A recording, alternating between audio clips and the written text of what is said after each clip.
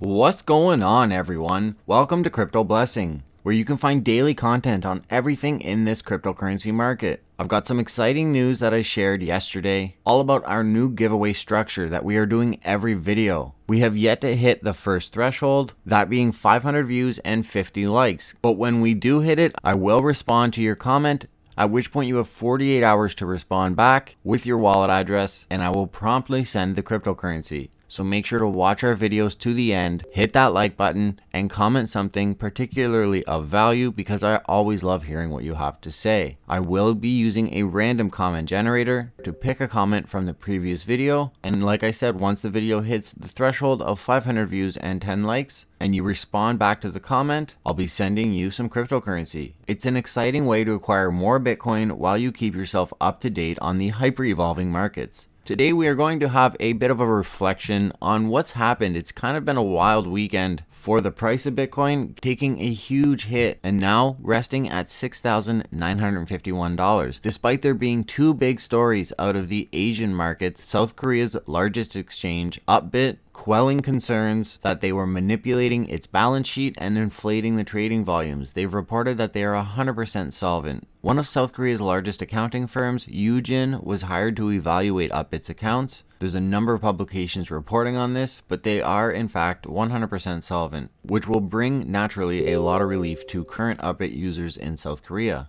Also, the Bank of Thailand is now allowing cryptocurrency activities, banks to issue, sell, or invest in the assets. It's very good news, primarily for OmiziGo, and Ethereum Classic is still just pumping. OmiziGo not doing so well, saw a bit of a pump, but there are several altcoins, particularly Ethereum Classic now, and Litecoin had a wild ride last week, that aren't responding in kind to what Bitcoin is doing. Increasingly, as time goes on, we are seeing some sort of disconnect between the altcoins. I do envision a future where they are able to flourish alongside Bitcoin and or separately with Bitcoin, because a lot of these assets are developing on their own, and a lot of these assets are garnering a ton of interest that was previously hyper-focused onto Bitcoin. Although Bitcoin dominance is kind of still ridiculously high, if we look at dominance over time, it was over 75%. It had never dropped below 75% for the longest time until about a quarter of the way through 2017. So a little over a year ago, we saw a dramatic drop during the rise of altcoins. Then we saw Bitcoin rise to prominence again and fall, rise again and fall, and now we are up again. So presumably, according to this chart,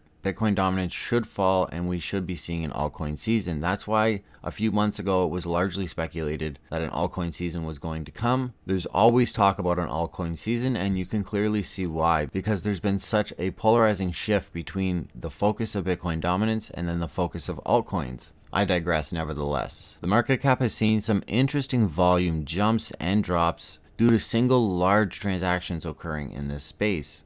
So it naturally draws a lot of skepticism from conspiracy buffs and people that are investigating the widespread use of price manipulation, which is apparently very rampant. And it makes a lot of sense. These small market assets get pumped and dumped, and we've seen pump and dump groups. McAfee is largely accused of doing so just for tweeting out assets and having them get pumped because of it. Obviously, it's a bit of a conflict of interest. If you own an asset and you're tweeting about it, the bias is inherently going to get lost in translation, and people are just going to buy the asset because they think that you might actually really believe in it, when in essence you may not, because in the past, anytime you tweet an asset out, it does phenomenally well. It's a really interesting topic and has a bit of taboo associated with it right now because there's no real proof of it. There's currently a U.S. federal investigation into cryptocurrency price manipulation, but pending any results from that, other than just looking at the numbers and saying that could very likely be price manipulation, there's no hard and fast proof, although I don't imagine that will always be that way. This market is always entertaining and has no shortage of scandals, of which are going to become very much in the spotlight as institutional investors come on board and more regulation becomes a part of this market. The spotlight will shine in areas of this market that have not seen the light of day for a long time, and I will be here throughout the entire thing. Regardless of where this market cap ends up going, I'm going to be here reporting on the ebb and flow of what is happening in these markets. And I'd like to start doing some series for you guys. Introduction to certain assets, introduction to the way certain assets have evolved, introduction to a bit of the history of this market, and then of course extrapolating on where we could likely go in the future. We are going to slow the focus down and really try to investigate some of the more interesting aspects of this market. Yesterday, I covered why Roger Ver's antics have slowed progression and promoted tribalism. Tribalism is a social construct that has been proven to overrule reason and logic in the name of the tribe, or in this case, Bitcoin Cash. Really promoting an us versus them mentality that is a breakdown of communication and is really not in the best interest of this space. This blockchain technology is a marvel of technology. The consensus algorithm methodology is a genius way to conduct value transfer. It's almost foolproof. And there are many amazing assets doing wonderful things in this space that deserve to be highlighted, that deserve some attention.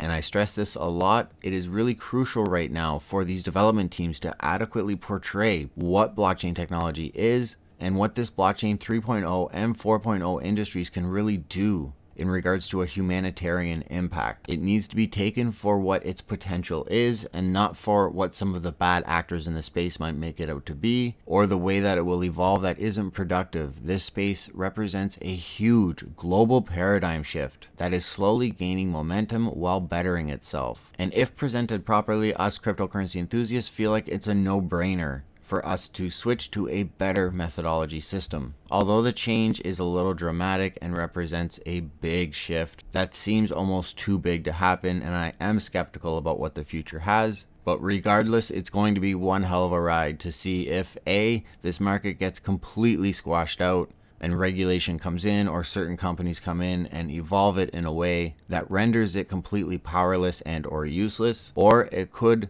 evolve into some of the programs run by some of the companies operating on a blockchain tokenized system, but it's not a complete overhaul or not a complete revolution, or the idyllic, almost utopian-like society of a complete city that is run on smart contracts, where blockchain technology is the universal standard for record keeping, for record changing, and the collection of data, and also analyzing that data. Although I digress once again. Crypto Blessing is for people interested in this cryptocurrency revolution that is slowly happening. This increasingly digital era dominated by new and ever more complicated technology. If we could switch from analog to digital, not all at once, but slowly and then completely, why can't we switch to a better designed monetary system and methodology of value transfer? I really hope this space can do what it is capable of doing in transforming the way money works, in transforming the way programs operate. I don't know if it's possible, but I really do have a lot of hope. I encourage all of you to join me and comment below what types of videos you would like to see,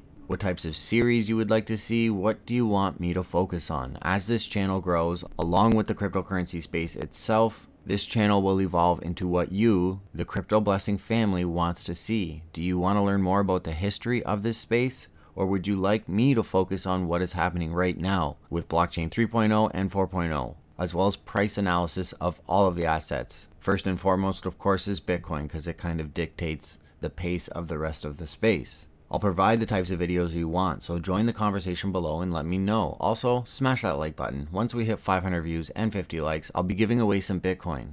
This space never fails to entertain, and Bitcoin seems to be in a bit of a limbo period while we wait for either further upward motion or a deepening of this retracement. I'd like to focus my time and energy on the things that I believe in, the things I find fascinating about this market, because this space remains so interesting, and I'm really excited to continue to explore this market with you all. Thank you so much for your ongoing support here at Crypto Blessing, and I will see everyone tomorrow.